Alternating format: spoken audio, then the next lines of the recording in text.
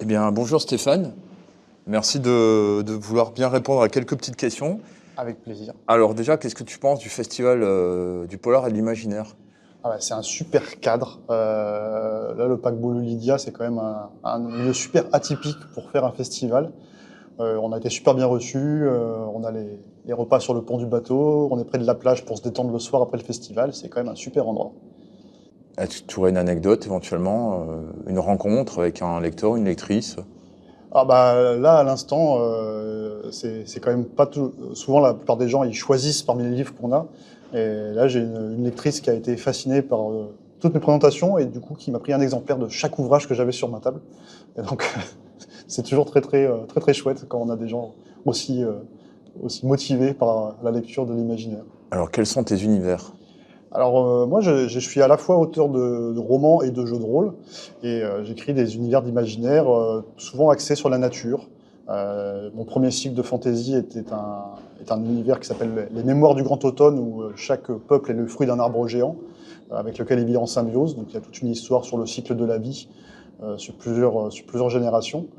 Et mon livre le plus connu qui est sorti l'année dernière et qui vient de ressortir en poche, c'est La brume l'emportera, un univers très montagnard avec une brume qui ne cesse de monter et d'engloutir le monde. Et donc les personnages sont dans des décors montagnards, ils marchent sur des crêtes avec une mer de nuages à perte de vue. Donc c'est très inspiré voilà, par mes voyages, par le temps passé en extérieur. C'est très des décors naturels en général. Et tu fais aussi des jeux de rôle? Et voilà, bah, j'étais joueur de jeux de rôle quand j'étais plus jeune, et du As-tu coup avec commencé le par temps. Donjons et Dragons? Alors non, pas du tout, mais bizarrement, parmi tous mes copains de l'époque, il n'y en avait aucun qui avait Donjons et Dragons, et donc je n'ai jamais joué à Donjons et Dragons. Euh, j'ai joué à plein d'autres jeux, médiévaux fantastiques à l'époque, Warhammer, Stormbringer. Et puis ben, maintenant j'en écris, je suis un des auteurs principaux, j'étais le chef de projet du jeu Toan qui adapte le cycle de romans de Philip Joseph Farmer, un auteur américain, donc c'est de la science fantasy avec un multivers incroyable, on passe de monde en monde un peu comme dans Stargate.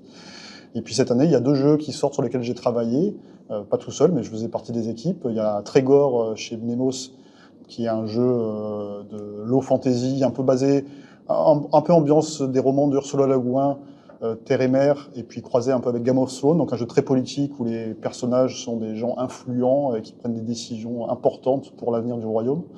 Et là, chez les 12 singes, il y a Thanatos, qui est un jeu de Jean-Yves Patus, pour lequel j'ai écrit deux suppléments.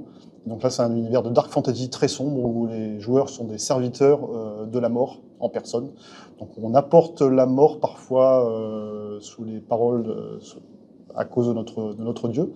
Et on pourchasse aussi les créatures qui essaient d'échapper à la mort, donc tout ce qui est mort-vivant, etc., qui ne veulent pas mourir, et ben on les pourchasse pour les ramener dans le giron de Thanatos.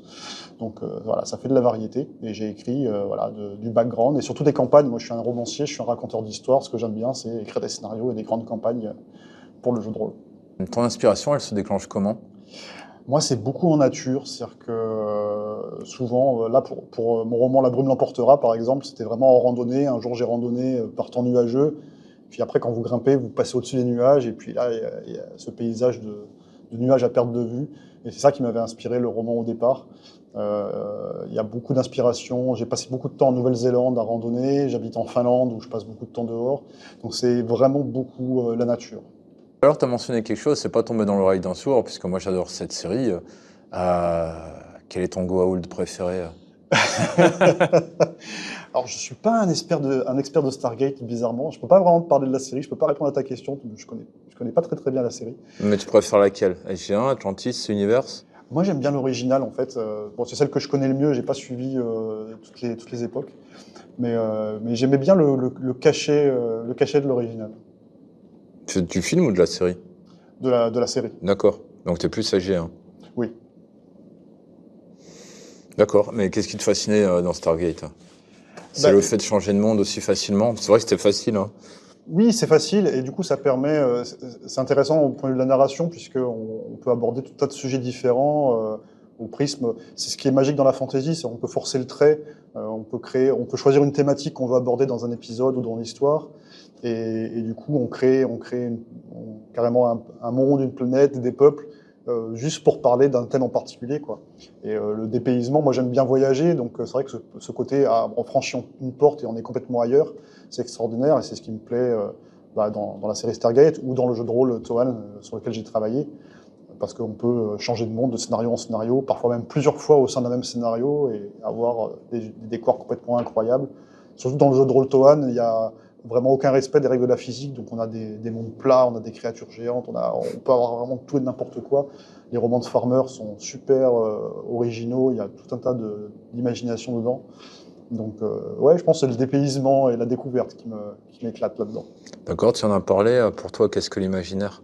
L'imaginaire, c'est vraiment un moyen justement d'aborder des thématiques qui nous intéressent, des thématiques actuelles, en forçant le trait et en allant plus loin qu'avec une histoire contemporaine qui se passerait dans un univers contemporain. Et pour moi, c'est ça, c'est-à-dire que mes histoires, souvent, ça part d'un thème, c'est-à-dire que j'ai envie de parler de quelque chose, et du coup, je crée un univers, des personnages et du décor qui vont me permettre d'aborder ça de manière encore plus forte. Dans ma série du Grand Automne, justement, je voulais parler de la mort naturelle, du cycle de la vie, on va dire. Donc, au lieu de mettre mes personnages face à la mort d'un proche, par exemple, bah, je mets tout un peuple face à sa mort naturelle, puisqu'ils descendent d'un arbre et l'arbre arrive en fin de vie. Et donc, ça permet de forcer le trait, en fait, tout ce qui est fantaisie, imaginaire, science-fiction. Ça permet de parler de choses actuelles avec des choses justement imaginaires. Puis il y a le côté dépaysement, je pense qu'il y a beaucoup de gens qui lisent de l'imaginaire parce que ça permet aussi de s'évader, de voir d'autres choses, d'être confronté à d'autres peuples, à d'autres lieux. Pour toi, l'imaginaire, ça t'apporte quoi dans ton quotidien? Ça m'apporte, je trouve, de l'empathie. C'est-à-dire que c'est vraiment de changer de point de vue, le regard à l'autre. Ça aussi, c'est quelque chose qui est assez fort dans mes romans. C'est-à-dire que mes romans ne sont pas manichéens, généralement. Il n'y a pas de gentils et de méchants. Il y a juste tout un tas de gens qui ont des différences de point de vue, qui ont des différences de culture, qui ne sont pas nés au même endroit et qui se rencontrent et qui se télescopent. Il y a toujours ce miroir face à l'autre. Et c'est pas pour rien que moi j'ai beaucoup voyagé, que maintenant je suis expatrié. Ça m'apporte ça. Et en tant qu'auteur, j'écris parce que j'ai l'impression que ça me fait devenir une meilleure version de moi-même. Je pense que la lecture est importante justement pour s'éduquer, pour évoluer. Et l'écriture, c'est encore un petit pas supplémentaire où j'ai l'impression que ça me fait devenir un être humain meilleur que je ne suis. Concernant tes livres, quel est le rythme de tes livres? Est-ce que les histoires sont lentes? Est-ce que c'est rapide? Alors c'est une très bonne question parce que les chroniqueurs ont souvent tendance à associer la lenteur avec un défaut. Moi, c'est vrai que mes histoires ne sont pas du tout haletantes. En général, ce sont des histoires assez poétiques et qui prennent leur temps. Le Grand Automne, c'est déjà en 4 tomes, donc c'est relativement long. Mais même La Brume l'emportera est un récit. Alors, c'est de la fantaisie, donc oui, évidemment, il y a de l'aventure et du suspense. Mais c'est aussi une histoire qui prend son temps, où je prends le temps de développer les personnages, justement parce que les personnages ont besoin d'apprendre les uns des autres et de discuter. Donc, ce sont des récits relativement lents, D'accord. mais assumés. Est-ce que tu penses de l'IA dans l'écriture? Il n'y a aucune bonne raison de s'intéresser à l'IA en termes créatifs, à mon sens. Tout un tas de raisons éthiques, économiques, environnementales. Mais encore plus d'un point de vue vraiment, pourquoi moi je ne l'utilise pas, c'est parce que j'aime toutes les étapes et toutes les phases de l'écriture. C'est-à-dire que faire appel à l'IA, ce serait comme faire appel à un autre auteur et sous-traiter à quelqu'un d'autre une phase de ma création. Et c'est pas que je sois jaloux et propriétaire de ce que je fais, mais j'aime en fait tout ce que je fais.